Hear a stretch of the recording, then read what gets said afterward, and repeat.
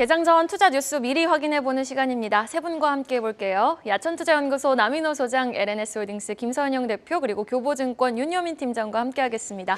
어서 오세요. 자, 투자 뉴스 바로 확인해보겠습니다. 다음 달 1일부터 시행될 예정이던 금융투자소득세 부과가 2년 유예로 가닥이 잡혔습니다. 금투세가 유예되면서 암호화폐 양도세 부과도 함께 미뤄질 전망입니다. 정부는 오늘 추경호 부총리 주재로 산업 경쟁력 강화 관계 장관 회의를 열어 한화그룹의 KDB 산업은행 소유 대우조선해양지분 인수 안건을 논의합니다. 4대 금융지주 중 유일하게 인터넷 전문은행과 인연이 없던 신한금융지주가 자회사 제주은행을 인터넷은행으로 전환하는 사업 재편을 추진합니다. 왕이 중국 국무위원 겸 외교부 장관이 연내 방한을 추진 중인 것으로 확인됐습니다. 한중 양측은 시진핑 주석 방한 문제 등을 논의할 예정입니다. 한행컴퍼니는 최근 골드만삭스를 매각 주관사로 선정하고 K카 매각 작업에 착수했습니다. K카가 상장한 뒤 1년으로 설정된 보호 예수가 풀리면서 매각 작업이 급물살을 탄 것으로 알려졌습니다. 어제 네이버 뉴스에서 1시간 넘게 오류가 발생해 사용자들이 불편을 겪었습니다. 네이버 뉴스 섹션은 어제 오후 5시부터 약 30분가량 기사가 출고되지 않는 등 서버가 불안정한 모습을 보였고 오후 5시 반부터는 지연됐던 기사들이 일부 출고됐으나 이후 새 기사는 올라오지 않았습니다. 우리는 아직 갈 길이 멀다. 파월 의장은 시장에 올 채비를 다 마치고 썰매만 타면 됐던 산타의 썰매끈을 아주 덤덤하게 끊어버렸습니다. 12월 FOMC 회의에서 상향 조정된 최종 금리를 제시하며 산타를 집으로 돌려보낸 파월. 자, 연말 증시 반등은 이제 물 건너간 겁니까? 네. 기사 내용, 파월이 산타를 돌려보냈다는데 좀 더 정확한 내용은 이렇게 돼야 되겠죠. 연방준비제도 위원들하고 연방준비은행 총재들이 생각이, 뷰가 바로 산타를 돌려보냈다 이렇게 봅니다. 사실 제롬 파월 의장의 0.5% 인상까지는 별 문제가 없었습니다. 시장의 뷰하고 같았죠. 그런데 그 다음에 나온 점도표가 문제였죠. FRB의 최종 금리 수준이 4몇 %, 여기까지만 나왔다면 아마도 증시는 굉장히 좋은 환영을 상승할 모습 보일 텐데 그 다음 나온 게 뭐죠? 5%를 넘는다, 심지어는 5.2 이런 지수가 나오자 그러면 아직도 자이언트 스텝이 됐든 빅 스텝이 됐든 몇 번 더 해야 된다는 얘기가 아니냐, 이런 불안감이 시장을 엄습한 겁니다. 자, 거기까지만 끝났으면 별 문제가 없습니다. 오늘 새벽에 유럽, 미국 또 한 번 하락했죠. 왜 그럽니까? 유럽 중앙은행이 바로 또다시 0.5를 올림으로써 최근 20년 내 가장 높은 금리 인상을 시켰고요. 영란은행도, 영국도 마찬가지입니다. 0.5를 올림으로써 이제 말 그대로 금리 인상이 이제는 완전히 정착되는 그런 모습입니다. 자, 금리 인상만 시켜서 일이 해결된다면 좋죠. 그 다음에 뭐가 옵니까? 내년도에 경기 위축이 올 것이다. 마치 서로 짠 듯이 이렇게 말을 합니다. 참 저는 아이러니예요. 금리 인상은 계속 시키면서 내년도 경기는 위축이 될 것이다. 그 얘기는 뭡니까? 완전히 병 주고 약 주고 하는 그런 식이 아닌가 싶어요. 결국 우리 증시가 그거를 어제 일부 선 반영했다. 삼성전자가 또다시 5만 전자가 돼버렸고 SK하이닉스 역시 8만 원대가 무너지는 그런 수역을 치르고 있습니다. 저는 결론 이렇게 짓고 싶습니다. 외국인 투자가들이 지금 굉장히 갈피를 못 잡고 있는 것 같아요. 다시 말해서 이번에 0.5%는 시장 친화적이었지만은 최종 목적이 5%가 넘는다는 그 소식을 들으면서 과연 우리가 한국 주식을 서둘러서 살 이유가 있겠는가, 이런 갈등에 빠져 있습니다. 다시 말해서 이렇게 봅니다. 시장은 FRB의 최종 금리 수준에 좀 더 우려감을 표시했다, 이렇게 결론을 짓겠습니다. 네. 자, 그럼 이렇게 전반적인 시장의 투심이 쉽게 풀리지 않으니 그럼 한동안은 중국 확진자 급증으로 모멘텀이 있는 코로나 테마주나 아니면은 원전 관련주, 또 콘텐츠 관련주 이렇게 테마성 종목 안에서 짧게 치고 빠지는 트레이딩 전략만 당분간 유효한 건가요? 어떻게 보세요, 윤여민 팀장님? 일단은 이번 주에 좀 굵직한 이벤트들이 좀 많았었는데 일단 대부분 좀 이벤트가 지나갔다라고 좀 생각을 하고 있고, 또 이제 시장에서 약간 상승 모멘텀을 좀 기도했었는데 일단은 이제 말씀하셨던 것처럼 연준의 좀 매파적인 좀 행보가 어떻게 보면 좀 이제 지수 입장에서 봤을 때는 좀 바닥권을 이탈하는 어떤 그럼을 현출하게 됐다라고 말씀드릴 수 있을 것 같고, 사실 이제 연말까지 남은 기간 동안에 보게 된다고 하면 좀 이벤트는 좀 부재한 상황입니다. 특히 이제 오늘 제가 지금 주목하는 거는 이제 예산 처리 관련돼서 뭐 이제 뉴스들은 계속 나오고 있습니다만 아직은 뭐 대주주 관련된 기준이 확정되지는 않은 것 같습니다. 뭐 10억에서 30억 계속 어떻게 보면 좀 얘기가 좀 나오고 있는 상황인데 이와 관련돼서 좀 마지막 좀 이런 부분을 좀 기대해 봐야 되지 않을까 좀 생각을 하고 있고 결국은 이제 이 FOMC 관련된 회의를 통해서 외국인들의 좀 이탈이 나오게 된다고 하면 결국 이제 개인의 수급에 대한 부분들을 좀 체크해봐야 되지 않을까 좀 생각을 하고 있는데 결국 이러한 측면에서 보게 된다면 좀 세금에 관련된 부분들이 오늘 좀 확정이 돼야 되지 않을까 좀 생각을 하면서 저는 일단 말씀하셨던 것처럼 일단은 뭐 박스권에 대한 부분들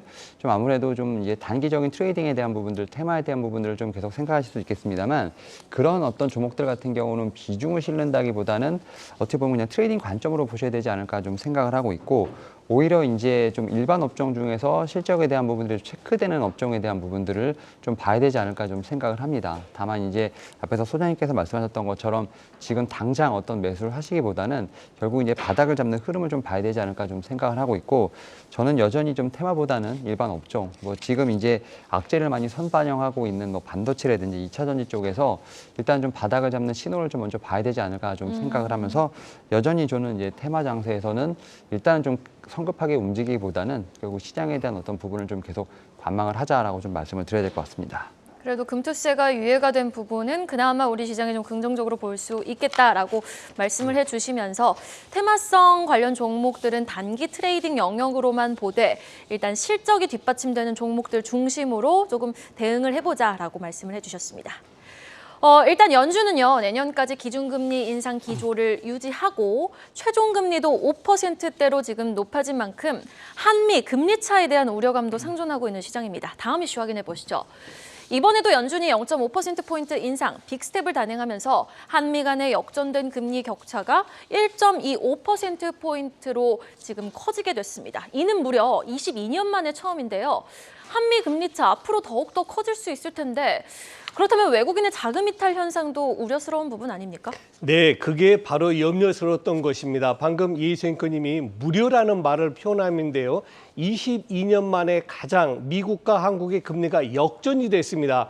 과거 20년 전만 해도 어떻습니까? 우리나라가 미국 금리 2배, 3배였습니다. 미국이 3%면 우리는 10%였고 미국이 4%면 우리는 15% 이자를 주었습니다. 그런데 지금 어떻습니까? 미국은 상단 금리가 4.5%죠. 우리 한국은 얼마죠? 지금 3.25입니다.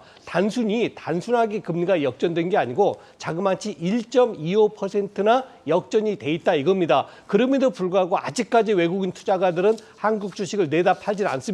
제가 말씀드리는 내다 팔지 않는다는 얘기는 600조 원을 얘기하는 겁니다. 그런데 문제가 뭐죠? 아까 제가 말씀드린 FRB의 최종 금리 수준을 5% 넘기겠다. 이렇게 한다 5.25까지 간다. 그럼 어떻게 될까요? 지난번 한국은행의 이창용 총재가 얘기하셨죠. 우리는 3.5가 가장 적합한 수준이라 본다. 그러면 5.25 빼기 3.5 얼마입니까? 1.75입니다. 저는 사실은 지금 1.25% 금리 차이기 때문에 외국인들이 굉장히 혼란스럽겠지만 만일에 1.75까지 벌어진다. 이러면 한국 주식을 살 마음이 지금보다 많이 줄어든다. 이게 걱정이 되는 거죠. 자, 마지막입니다. 그러면 어떻게 될까요? 미국한테 전화해가지고 야, 니네 우리보다 너무 높으니까 좀 내려. 이렇게 할 수 있습니까? 못하죠. 결국은 우리 한국은행에서 지금 목표치로 하고 있는 3.50 금리를 이건 어쩌면입니다. 어쩌면 더 올릴 수도 있다. 그렇지 않으면 물가 상승될 것이고 환율도 급등할 것이고 여러 가지 문제가 야기되지 않습니까? 이 부분 때문에 최근에 미국 FRB의 최종 금리 수준이 우리 경제, 특히 우리 주식시장에 절대적인 영향을 주고 있다. 이렇게 정리를 하겠습니다. 네, 참 당장 내년에도 뭐 하반기는 모르겠지만 상반기는 좀 녹록치 않은 대외 환경이 좀 지속될 것이란 전망이 우세한 가운데 그렇다면 지금 같은 테마주 장세가 금리 인상 기조가 꺾이지 않는 한 좀 지속된다고 봐야 되는 겁니까? 아무래도 일단은 이 성장주에 대한 부분들에 있어서만큼은 좀 환경이 어려워지지 않나 좀 생각을 하고 있고 앞에서 일단은 뭐 소장님 말씀하셨던 것처럼 3.5%지만 3.75까지도 올릴 수 있는 어떤 그런 가능성을 좀 열어놔야 되지 않을까 좀 생각을 합니다. 특히 이제 미국 금리가 5%까지 올라가게 된다고 하면 금리 차가 좀 너무 벌어지는 부분이 있기 때문에 한국 같은 경우도 뭐 3.75 이상의 좀 어떤 상승폭에 대한 부분을 좀 고려할 시점이 아닌가라는 좀 생각을 하고 있고, 다만 이제 이러한 속내 같은 경우는 1%대의 어떤 차이 정도는 분명히 감내할 수 있는 수준입니다만 1%가 넘어가게 된다면 이제 앞에서 또 언급하셨던 것처럼 외국인의 수급 이탈에 관련된 부분들이 상당히 좀 염려가 되는 부분이 있다라고 좀 말씀을 드릴 수 있을 것 같습니다. 결국 그러다 보니까 이제 어떻게 보면 한국은행 같은 경우도 셈법이 상당히 복잡해지고 있지 않나라고 좀 생각이 드는데, 다만 이제 말씀하셨던 것처럼 이제 이러다 보면 결국 이제 우리나라도 약세장에 다시 진입하는 거에 대한 부분들 당연히 좀 고려를 해야 한다라고 좀 생각이 들고 있고, 다만 이제 이런 측면에서 보게 된다면 어제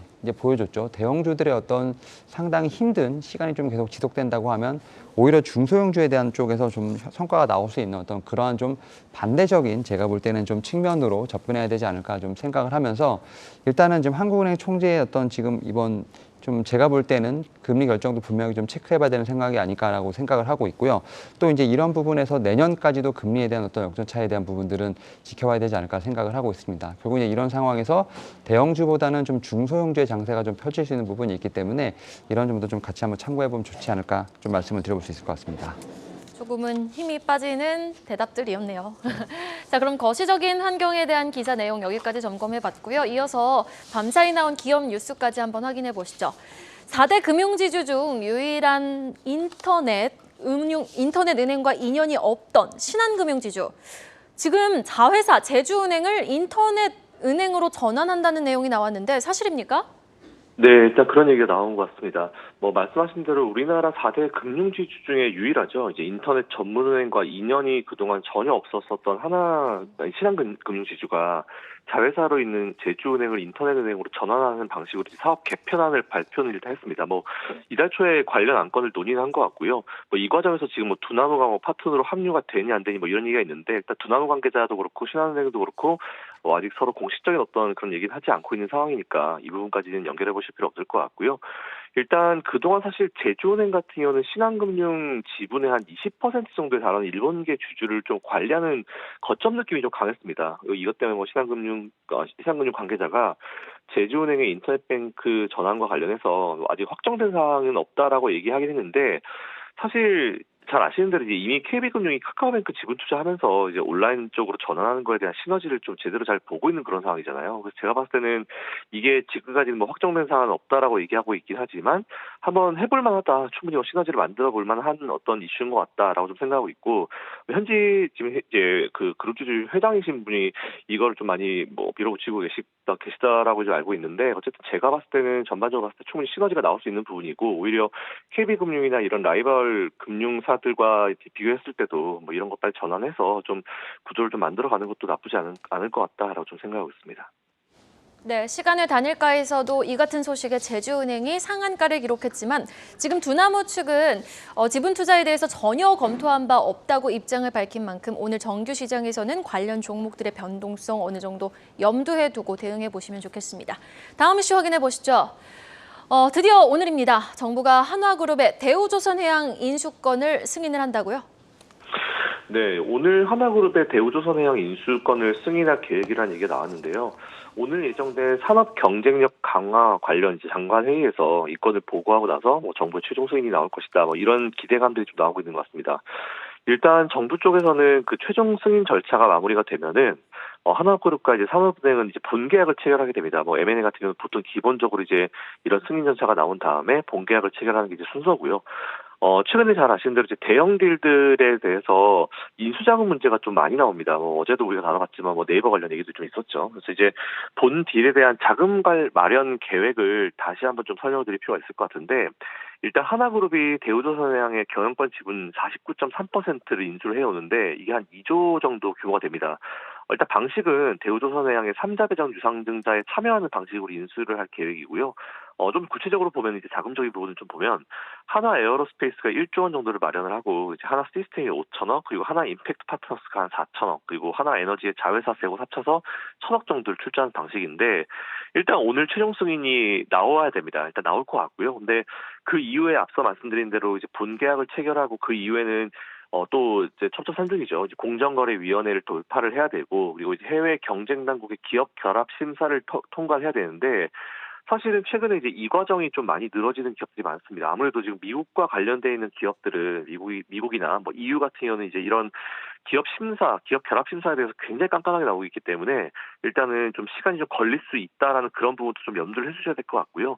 어쨌든 그 모든 과정을 다 거치면 대우조선해양이 이제 하나를 상대로 3자 대전 유상증자를 실시합니다. 이에 따라서 이제 주금을 이제 납입하면서 절차가 마무리가 되는데 앞에서 말씀드린 대로 이제 그만큼 큰 딜이니까 이제 물리적으로 드는 시간은 있을 수밖에 없을 것 같습니다. 하지만 일단은 요거는 봤을 때 만약 조선업체 뭐 전 세계적으로 큰 조선업체가 조선업체 대우조선해양을 인수한다라고 하면은 이거는 좀 경쟁 당국에서 좀 이제 속된 편으로 이제 태클을 걸 수 있는 그런 부분인 것 같은데 사실 한화라는 그룹은 이제 조선 베이스는 아니잖아요. 그래서 이제 한화라는 그룹이 조선을 인수한다고 했을 때 이게 사실은 다른 메가 딜처럼 경쟁 당국의 기업 심사를 어렵게 통과할 것 같지 않아요. 어쨌든 관건은 미국과 EU 정도인 것 같은데 일단 이거는 한번 좀 지켜볼 문제인 것 같습니다. 그래서 어쨌든 그렇다 하더라도 이제 아무리 뭐 어렵지 않게 될 것 같다 하더라도 어느 정도 드는 물리적 시간이 있거든요. 왔다 갔다 뭐 서류 주고받고 뭐 검토하고 다시 주고 하는 시간이 있기 때문에 물리적 시간 좀 필요할 것 같습니다. 어쨌든 이 시간적인 부분이 좀 해결이 되게 되면은 이제 아마도 진행되고 내년 중에는 충분히 얘기가 나올 수 있는 부분인 것 같아서 혹시 관련 기업들 투자하고 계신 분들은 뭐 관심 가져보시면 좋을 것 같고요. 한화가 최근에는 이런저런 기업들을 이제 M&A를 하면서 좀 기업을 좀 키워나가는 그런 느낌이 좀 있는 것 같은데 그 부분까지 같이 생각하셔서 투자를 이어가 보시면 좋을 것 같습니다. 이렇게 정부의 최종 승인이 이루어지면 한화그룹과 산업은행은 본계약을 체결할 수 있게 됩니다. 그 이후에도 뭐 몇 가지 절차가 남아있긴 한데 오늘 다시 한번 뉴스가 업데이트되면서 주목해볼 만한 종목이 있을까요? 윤여민 팀장님.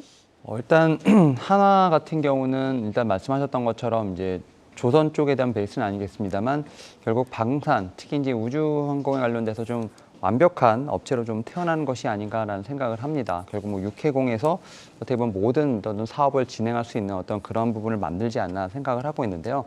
그런 측면에서 일단은 뭐 하나 에어로스페이스가 일단 가장 먼저 수혜로 좀 떠오르지 않을까라는 좀 생각을 하고 있는데 특히 이제 내년 상반기에 지금 누리호 3차 발사가 지금 예상이 되고 있는 부분이 있기 때문에 이와 관련돼서 이제 하나 에어로스페이스 같은 경우는 뭐 새로운 체계 총독립 기업으로서 참여를 한다라고 보시면 될 것 같습니다.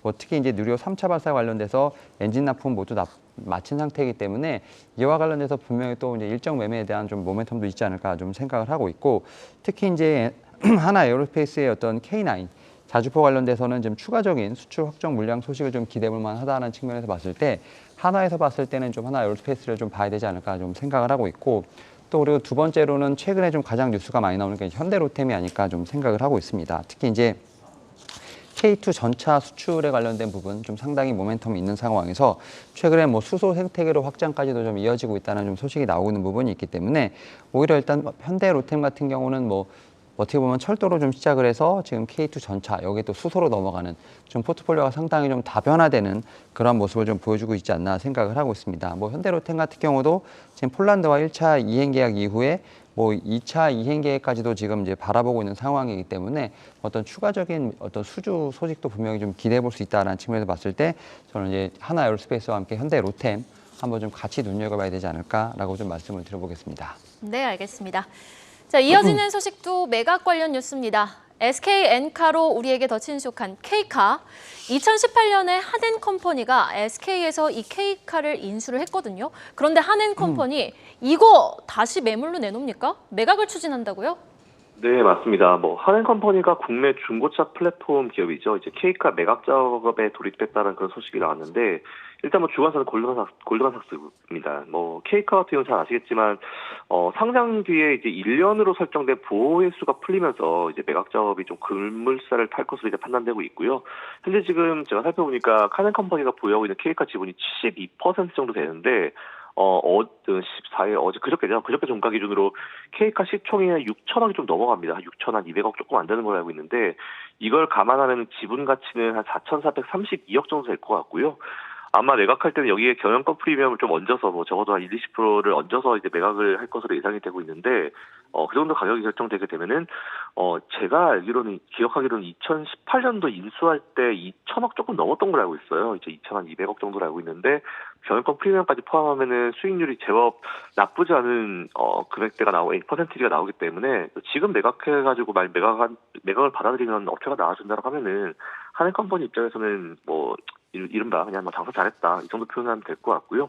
일단 이런 내용이 나왔는 만큼 매각 물량으로 나온 기업들은 아무래도 어떤 기업이 또 이 기업을 인수를 해줄지가 되게 관건입니다. 뭐 아무래도 인지도가 있는 기업이 인수를 해준다라고 하면은 뭐 K가의 주가에 대해서 좀 긍정적으로 이제 평가할 수 있을 것이고 만일 누가 보더라도 의문부를 달 만한 기업이 인수를 하게 되면은 굳이 왜라는 생각을 하면서 주가에 좀 부정적인 영향을 미칠 수 있으니까 앞으로 이 소식을 투자하고 계신 분들은 이 소식을 꼭 이제 팔로우하시면서 어떤 기업에 이제 인수가 될지 어떤 방식으로 될지 이 부분까지 한번 체크해 보시면 좋을 것 같습니다. 네, 알겠습니다. 자, 그럼 마지막 기사로 넘어가 보겠습니다. 힘든 시장 전략에 대한 해안 한국경제신문 기자를 통해 알아보겠습니다. 이달 들어서 급격히 줄어든 대차 잔액. 전문가들은 쇼 커버링 수혜주들이 단기 강세를 보일 것이라는 전망을 내놨네요. 네, 그렇죠. 숏 커버링, 뭐 간략히 말씀드리면 이거죠. 공매도 했던 사람들이 그 매도했던 걸 다시 되산다는 겁니다. 그런데 왜 되사겠습니까? 바로 배당금 때문입니다. 그들은 내가 어떤 주식을 팔아가지고 시세 차익, 주가가 내려가면 시세 차익 보겠다. 이게 목적이지. 만일에 이게 배당 기간에 포함되면 어떻게 됩니까? 자기가 매도했던 그 주식에 배당금이 주당 1,000원씩 줘야 된다. 그럼 자기가 100주를 팔았다. 그럼 어떻게 됩니까? 1,000원 곱하기 100주, 즉 10만 원을 배당금을 대신 내줘야 되는 겁니다. 그렇기 때문에 보통 배당락 되기 이전까지는 공매도 세력들이 정리했던 매도를 다시 되삽니다. 그 날짜가 언제죠? 바로 12월 27일입니다. 12월 28일은 어떤 날입니까? 배당락이 돼버립니다. 그러면 더 이상 숏 커버링을 했던 그런 세력들은 주식을 되사지 않습니다. 왜? 그때부터는 이제는 배당금하고 상관이 없거든요. 오히려 그동안에 즉 12월 초, 11월 말부터 12월 초부터 시작했던 쇼 커버링을 반대로 더 공세를 피는 겁니다. 그때부터는 예를 들면 이거죠. 12월 27일까지는 내가 공매도했던 주식을 샀다가 그 다음날 12월 28일 배당락이 돼버리면은 오히려 매도를 한다 이 뜻입니다. 그래서 배당 부에 대한 숏 커버링을 시세 차익을 보기 위해서 단타로 들어가셨던 분들은 꼭 날짜 잊지 마십시오. 12월 27일까지는 정리를 하셔야지만이 새로운 공격을 받지 않는다는 것이고요. 두 번째는 공매도 세력들이 가장 무서워하는 게 뭡니까? 바로 실적 좋은 기업, 돈 많이 번 기업을 제일 무서워합니다. 그들 기업은 현재는 하나 에어로스페이스라든가 LG화학, LIG 넥슨 등이 최근 4분기 실적이 워낙 좋기 때문에 이런 종목으로 교체하시는 게 좋겠다라는 말씀을 드리겠습니다. 네, 배당락일 후에는 공매도 잔액이 다시 늘어날 테고 그럼 연초에는 실적주 중심으로 다시 좀 투자 전략을 짜봐야 될 텐데 윤여민 팀장님, 어떤 섹터 주목해보면 좋을까요? 네, 사실 어떻게 보면 이것도 좀 일정 매매에 해당된다고 볼 수 있을 것 같은데 앞에서 말씀하셨던 것 중에 결국 이제 이 말이 맞는 것 같습니다. 주가는 결국 실적으로 귀결될 것이라는 것 때문에 지금 최근에 보게 된다고 하면 지금 이제 헬스케어라든지 음식료 섹터 같은 경우는 실적에 대한 4분기 실적에 대한 부분 상당히 좀 주목을 많이 받고 있는 부분이 있기 때문에 오히려 이런 측면에서 좀 실적 관련된 종목들에 대한 부분들 분명히 좀 눈여겨봐야 되지 않을까 좀 생각을 하고 있고 또 이제 악재를 좀 미리 선반영한 섹터들이 상당히 많다라고 볼 수 있을 것 같습니다. 뭐 대부분 섹터가 그렇겠습니다만 앞에서 말씀드렸던 뭐 반도체, 2차 전지, 신재생 같은 에너지 섹터 같은 종목들 같은 경우는 이미 좀 이제 악재를 좀 반영했던 부분이 있기 때문에 오히려 이런 쪽에 대한 관심이 필요하지 않을까 좀 생각을 하고 있습니다. 결국 이제 쇼커버링 이런 부분도 어떻게 보면 기술적인 매매라고 생각이 들고 있기 때문에 오히려 좀 이제 머리가 아프시고 일정 매매가 좀 자신 없으신 분들 같은 경우는 오히려 실적에 대한 부분들 혹은 이제 악재가 좀 선 반영된 섹터를 지금부터 좀 천천히 모아가시는 전략 이 부분이 좀 더 유효하지 않을까라고 좀 말씀을 드려보겠습니다. 헬스케어와 음식료 섹터를 주목해보자라고 말씀해 주셨습니다. 이어서